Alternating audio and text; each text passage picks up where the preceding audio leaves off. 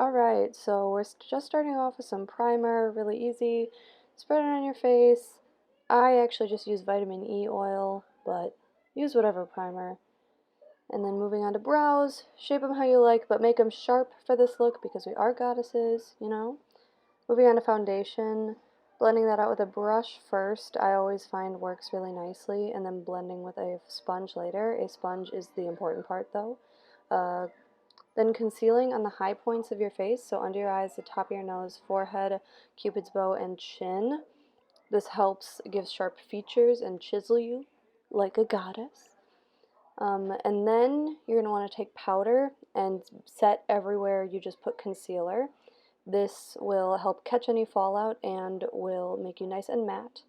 Then you're going to want to prime the lid. I always start with my concealer because I find it gives a nice tacky base, and then adding the white later with the Milk Stick by NYX that we were asked to buy. The white makes the blue really pop later, so the whiter the lid, the better. Moving on, we're going to start with the lightest blue shade and take it in the outer corner of the eye and drag it across the brow bone in the crease into the inner corner of the eye. You want to make sure you have a complete arch over your eye and you blend it out. Take it as close to the brow as you feel necessary. This is what it should look like when you're done with both eyes. Moving on to the darker blue shade, the darker matte blue. Take it on the outer side of the center of each of the arcs you just created, and then take some of that lighter blue shade and blend it out. You want to make sure you leave a nice clean spot in the center so you know where to halo the eye later. And so blend it out and make sure it's nice and even. This is what it should look like at the end of this step. Then you're going to want to take your concealer, I put it on the back of my hand, and cut that center spot that you already made. Make it really sharp in your crease. There are plenty of tutorials out there for a halo eye that can give you a lot more in-depth instruction on this part, since this is a just quick video for this specific look. If you need more help with this step, look up halo eye tutorials. This is what it should look like. Try and get it as symmetrical as you can, because that will help you in the next step. So now I take the sponge applicator from the palette to take the glitter off the applicator of the glitter we bought and apply it into the pre-made space, starting in the center and moving outwards, and then using the tip of that applicator to pull at the edges and blend the glitter into the dark blue. If it's chunky and choppy, it'll look a little forced. Then brush off all the excess powder and the fallout with it. Moving on after that, you're going to go back into the light blue and drag it under your eye so your eye is nice and framed and looks complete.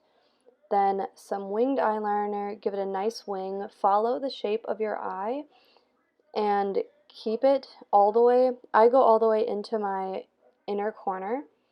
Don't be afraid to go back in with some concealer and cut the bottom, or tape also works nicely, just not like masking tape, that don't work too well.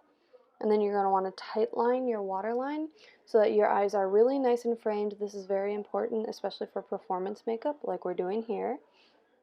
Then blush, I always use a cream blush and then a powder blush over it, but powder blush is plenty good if you just apply a lot of it, which is what we're going to need to do to complete this look. Then moving on to bronzer, you're going to want to apply a pretty heavy amount under your cheekbones, on your forehead, along your jawline, and a little bit with your nose. You could eat. And then highlighter, a nice gold on the cheekbones, brow bone, bridge of your nose, and on the cupid's bow. I put some in the inner corner of my eyes too.